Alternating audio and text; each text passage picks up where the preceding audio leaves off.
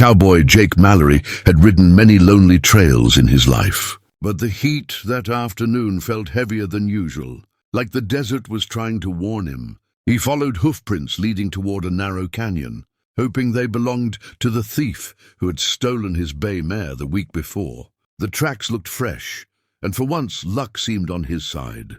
As Jake dismounted to check a scuffed spot in the dust, something caught his eye on a flat rock nearby, a carefully beaded Apache shirt, decorated with faded colors and long beaded tassels. It looked important, like something worn by someone of rank or skill. Jake reached for it, surprised it had been left behind in such an exposed place. The cloth felt dry and fragile from the sun, and when he lifted it, one of the seams split with a sharp rip. Jake froze. He hadn't meant to damage anything. He set the shirt back where he found it, hoping no one would know he'd touched it. But the canyon had other plans.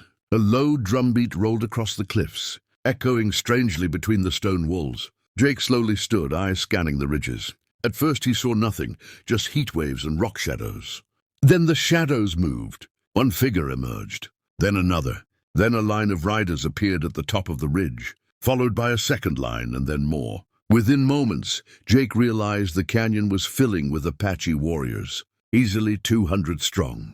They formed a tightening circle around him, silent except for the steady beat that had already begun to rattle Jake's nerves. A tall warrior rode down the slope with calm authority, stopping only a few paces from Jake. His presence commanded the entire canyon. He was older than most of the others, broad-shouldered, with black paint across his cheekbones. Jake recognized him from stories. Red Hawk, a respected leader among the Apache. Jake raised his hand slowly, trying not to show how fast his heart was pounding. Red Hawk's gaze fell to the torn shirt on the rock, and then back to Jake. "You have torn the shirt of a war scout," Red Hawk said, his voice steady and low. "This is no small insult. Speak your truth, Cowboy." Jake swallowed hard. He wasn't sure if words could save him now, but he knew he had to try. The canyon was silent, waiting for his next breath. Jake kept his hands raised as he explained he hadn't meant to disrespect anyone, that the shirt had already been torn when he found it, and that he was only tracking the thief who had stolen his horse. Some warriors exchanged doubtful glances, while others muttered sharply in Apache, clearly urging their leader to take him as a prisoner until the truth could be sorted out. Red Hawk seemed to weigh all their voices, but he didn't allow emotion to sway him. Instead, he turned his horse slightly and studied the canyon floor. The hoofprints and the scuffed dust Jake had been examining moments earlier. He finally spoke with the calm of someone who was used to making decisions under pressure. If Jake truly chased a thief, then their interests aligned, because whoever had taken the shirt, and possibly the scout who owned it, had also violated Apache land. Red Hawk decided that instead of punishing Jake immediately, he would test his truth. If Jake helped find the thief, then they would judge him afterward. It wasn't the most comforting offer, but Jake preferred a delayed judgment over none at all. He mounted his horse again, feeling 200 sharp gazes studying his every move, and followed Red Hawk deeper into the canyon. The warriors rode with remarkable discipline, splitting into groups, reading signs Jake couldn't even see, tracking the thief's trail with a level of coordination that impressed him despite the tension. As they reached Shadow Pass, a winding trail squeezed between towering stone walls, the tracks changed. They grew deeper, as if the thief was dragging something heavy. Jake noticed faint marks in the dirt, almost like cloth or rope trailing behind a moving horse. The realization struck him that the missing scout might have been taken. That meant time was running short. Before Jake could voice the thought, one of the Apache scouts signaled with a sharp whistle. Red Hawk's hand went up instantly, halting the entire group.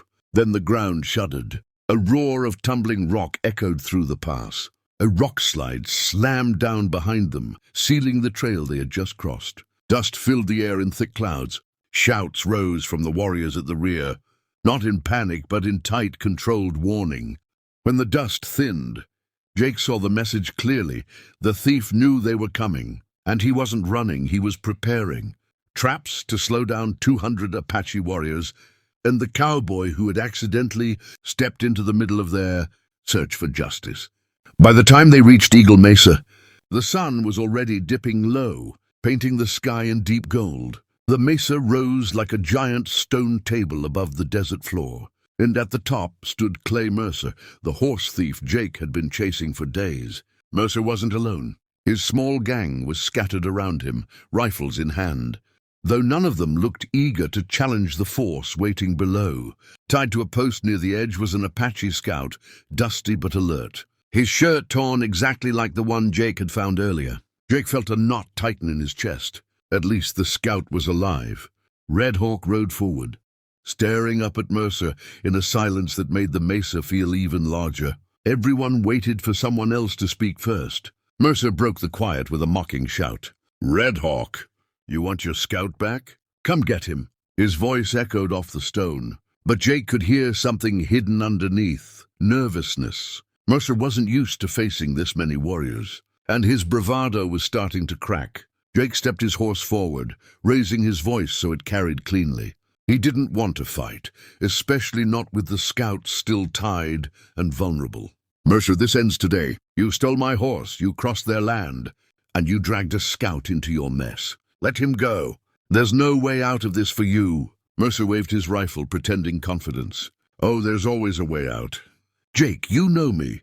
But his eyes darted around, measuring escape paths that no longer existed. Apache riders had already formed a wide semicircle around the mesa, blocking every direction except straight down, an option only a fool would try. Red Hawk gave Jake a small nod, a quiet signal that he could continue. Jake guided his horse a few steps closer and spoke again, louder and firmer. "You tried to set traps in Shadow Pass and failed. You set a rock slide, but we got through. You thought you could scare Red Hawk's warriors. You didn't. So stop pretending you've got the upper hand." For a moment, Mercer's jaw tightened. Then one of his own gang members slowly set his rifle down. Another followed. With their escape gone and their courage draining away, Mercer's men surrendered one by one. Only Mercer held out a moment longer, glaring at Jake as if blaming him for the trap closing in. Finally, he threw down his weapon and raised his hands. Red Hawk signaled his warriors to retrieve the scout and secure the gang. When he approached Jake afterward, his expression was steady and unreadable. "You spoke truth. You helped return our scout. The torn shirt is no longer a burden on you." Jake exhaled a breath he didn't realize he'd been holding. Red Hawk added, with the slightest hint of humor in his voice, "But next time you find Apache clothing, it is better not to touch what does not belong to you." Jake gave a rueful smile. Lesson learned. As he rode away with his recovered horse, the sky deepened into twilight. The desert was quiet again, and Jake felt a mix of relief